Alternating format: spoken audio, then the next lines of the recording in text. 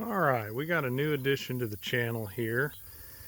Did some equipment shuffling, basically, is kind of what ended up being. I'd love to tell everybody out there that I can just, buy equipment and, replace it and add more and all that stuff with ease. But, in today's economy, that's just not the case. So earlier on the channel, I showed a tractor loader backhoe that I had. And initially, that has been a great machine. It really was.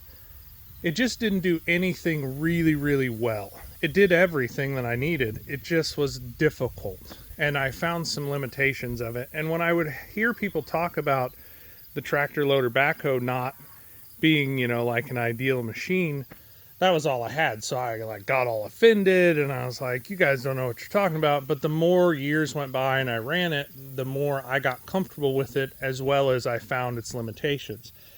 One of the big limitations on it, and it was a Mahindra 1535. You can look at the last video on it just before I sold it. But basically I sold it, I took the money, and I put it into this Komatsu. Now, this is a little bit older machine than what the tractor loader backhoe. It has significantly more hours on it. Been very well taken care of. I bought it from the one single previous owner, and he had maintained it well. So a little bit of a trade-off. I'm going to have probably some more work on this machine to keep it going than I did the Mahindra, but it's an older machine, and that comes along with having and owning a machine.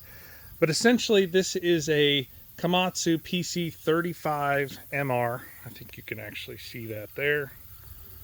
There wasn't a ton of information out there, and some of my equipment videos, people are like, not a big deal, not super interesting. But for what I need, and we're going to do a little bit of a shop update as well, I needed to be able to efficiently dig better and have more reach with the boom. That was the biggest part of this.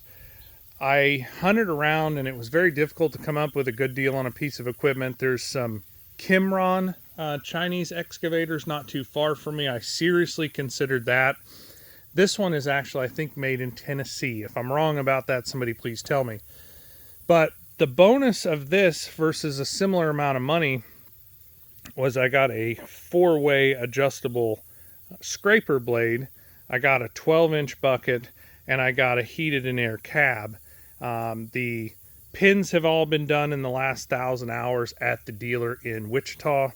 The tracks are in really good shape. They're probably about 1,000 hours old. The guy that owned the excavating company was the guy running this piece of equipment, so he ran it like it was his money. It does have a quick attach bucket. It does have remote hydraulics on there. Definitely going to be adding a thumb, which basically will be a hydraulically controlled lever here, for lack of a better way to put it, that I can pinch things out off the boom, as well as I think you can get augers for those. You can get breakers, or essentially a jackhammer for it. So really cool piece of equipment. Like I said, there weren't a lot of videos out there, so I'm just kind of giving an overview. This windshield does slide up like a skid steer. It is a zero swing boom to the back, which basically means you don't have a bunch of overhang back there. It is a small cab, but it is a mini excavator. So these are going to run your tracks. You can run it with your feet as well. That is going to rock and run your side boom. This here is going to run your blade functions. And then it will do ISO or H pattern. This comes down. It will do ISO or H pattern controls. That is switched right in there. Or I guess they refer to it as backhoe controls. So we'll do a little bit deeper video on this at some point.